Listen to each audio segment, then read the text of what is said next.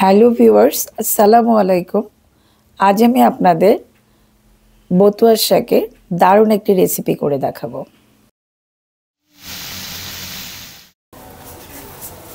এরকম 3 আটি বতুয়ার শাক নিয়েছি। শাকগুলো ভীষণ তরতাজা। এটাকে আজকে আমি পিটুলি করব। আমাদের অঞ্চলে একটুখানি চালের গুঁড়ো দিয়ে এটাকে রান্না করে, এর সাথে একটু চিংড়ি অথবা যে কোনো মাছ দিয়ে রান্না করলে আরও মজা লাগে। নরম ডগা পর্যন্ত নেব। এগুলো আসলে খুবই তরতাজা, আমি পুরোটাই মোটামুটি নিচ্ছি, শুধু শেকড় বাদ দিয়ে। এখন এই শীতকালে এই শাকগুলো একেবারে মাঠে ঘাটে ভর্তি। এই বতুয়া শাকটা শুধু শীতকালেই পাওয়া যায়। শাকগুলো বেছে নিয়েছি, এবার শাকটা ধুয়ে নিচ্ছি।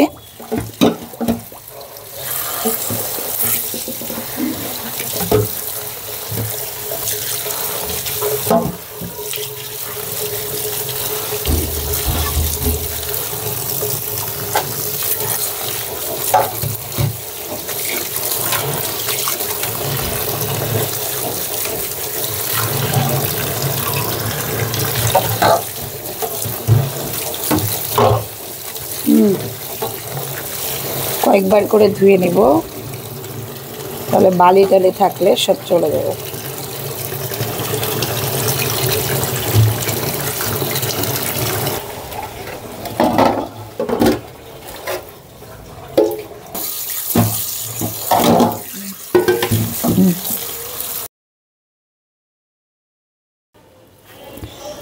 ধুয়ে নিয়েছি, এবার এটাকে একটু কুচি করে কাটছি।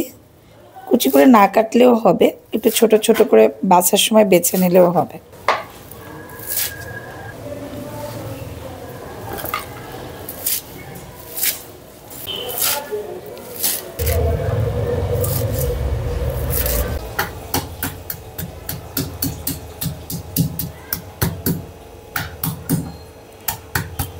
এভাবে রসুনগুলো থেতো করে নিলাম, কুচি না করে আমি থেতো করে নিলাম। 4 টেবিল চামচ তেল দিয়ে দিলাম এখানে। তেলটা একটু গরম হোক। প্রথমেই আমি থেতো করে রসুনগুলো দিয়ে দিচ্ছি। আর রসুন প্রথমে দিলে এটার ফ্লেভারটা বেশি সুন্দর হয়। 2 টেবিল চামচের মতো পেঁয়াজ দিয়ে দিলাম, সাথে 7-8টি ফালি করা কাঁচামরিচ দিলাম।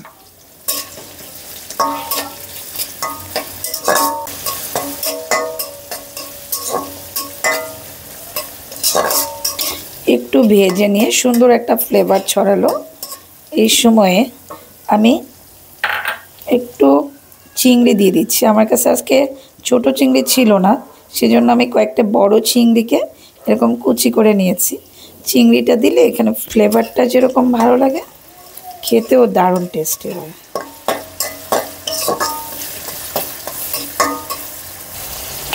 এবার আমি আধা চা চামচের মতো হলুদ গুঁড়া দিয়ে দিলাম। লবণটাও আমি 1 চা চামচের মতো দিলাম।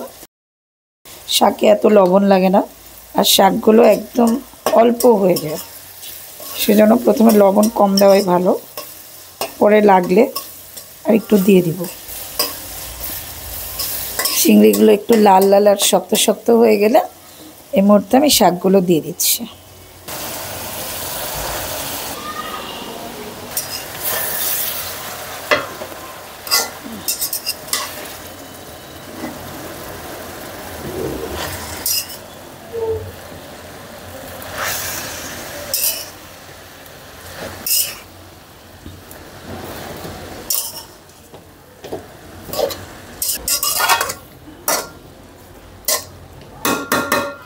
একটু মিশিয়ে নিলাম সব কিছুর সাথে। এবার আমি ঢাকনা দিয়ে দিব। আজকে চুলার আঁচটা এমনিতেই কম, যাই হোক আঁচটা একটু মাঝারির চেয়ে একটু কমিয়ে রেখেছি। ঢাকনাটা খুলে দেখছি, দেখুন শাকটা একেবারে কমে এসেছে।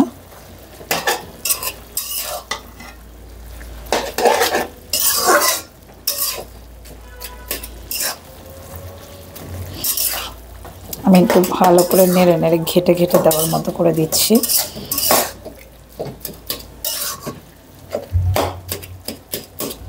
এভাবে ঘেটে ঘেটে রান্না করলে এই শাকটা খেতে বেশি মজা লাগে।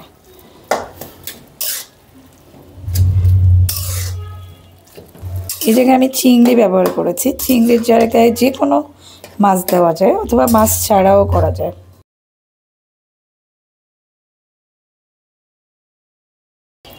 একটু লবণটা দেখে নেই, মনে হচ্ছে আর একটু লবণ লাগবে।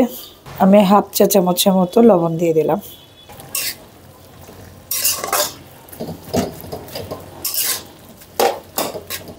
আসলে কি এটাকে এভাবে ঘেটে ঘেটেই দিতে হবে।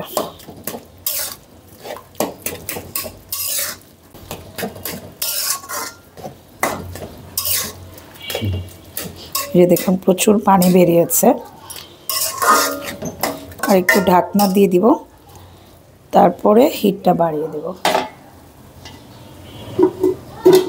তো আমি একটু চালের গুঁড়ি মিক্স করব, সেজন্য আমি অল্প একটু পানি নিয়েছি, এই হাফ কাপের মতো নিয়েছি। 1.5 টেবিল চামচের মতো চালের গুঁড়ি দিয়ে দিলাম। আমি আতপ চালের গুঁড়ি দিয়েছি, সেদ্ধ চালের গুঁড়ি দিলেও হবে, যে কোনো একটা দিলেই হবে।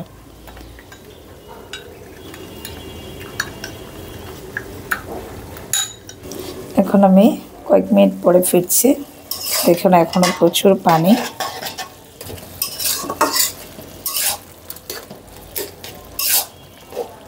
এই শাকটা এমনি ছাড়া ছাড়া, কিন্তু এখন আমি চালের গুঁড়িটা দেওয়ার সাথে সাথে আঠালো আঠালো হয়ে যাবে।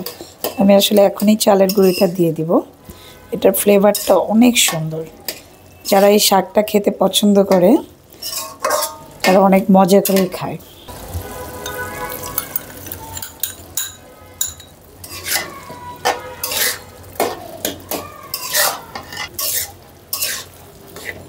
আমার চুলার আঁচটা আজকে নেই, সেজন্য তাহলে আরও তাড়াতাড়ি হয়ে যেত রান্নাটা। এটা দেখুন কেমন আঠালো আঠালো হয়ে যাচ্ছে। এটাকে বলে পিটুলি, আমাদের অঞ্চলে এটাকে বলে বতুয়ার শাকের পিটুলি।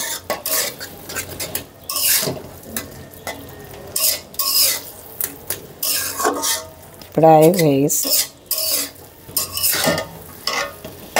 এরকম করে কালাইয়ের শাকও রান্না করে, আমি আরেকদিন কালাইয়ের শাক রান্না করে দেখাবো।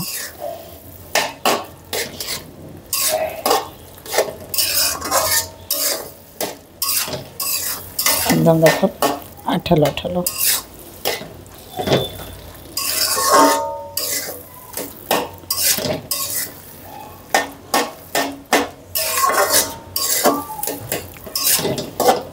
পেঁয়াজ রসুন কুচি, তারপরে চিংড়ি, বতুয়ার শাক সব মিলে একটা দারুণ ফ্লেভার। এটা কিন্তু সাদা ভাতের সাথে এত মজা লাগে। এরকম করে রান্না করে দেখুন, এই শীতের দিনে দারুণ একটা মজা। এই যে দেখুন এই অবস্থায় এখন আমি নামিয়ে ফেলছি। চালের গুঁড়ি দেওয়ার পরে 3-4 মিনিট একটু নাড়াচাড়া করে এরকম আঠালো আঠালো হয়ে গেলে হয়ে গেছে। দেখুন দারুণ। এখন আমি নামিয়ে ফেলবো। কালারটাও যা সুন্দর, একদম সবুজ সবুজ। আসলে সব শাক টাক এগুলো যদি তরতাজা থাকে তাহলে খেতে যেমন ভালো লাগে, ভিটামিনটাও থাকে, দেখতেও সুন্দর। আশা করি রেসিপিটি আপনাদের সহজ এবং ভালো লেগেছে। ভালো লাগলে প্লিজ আমার চ্যানেলকে সাবস্ক্রাইব করুন ও পাশে থাকা বেল আইকনটি ক্লিক করুন। আর যারা ইতিমধ্যেই সাবস্ক্রাইব করেছেন তাদের অসংখ্য ধন্যবাদ। সবাই ভালো থাকবেন। আল্লাহ হাফেজ।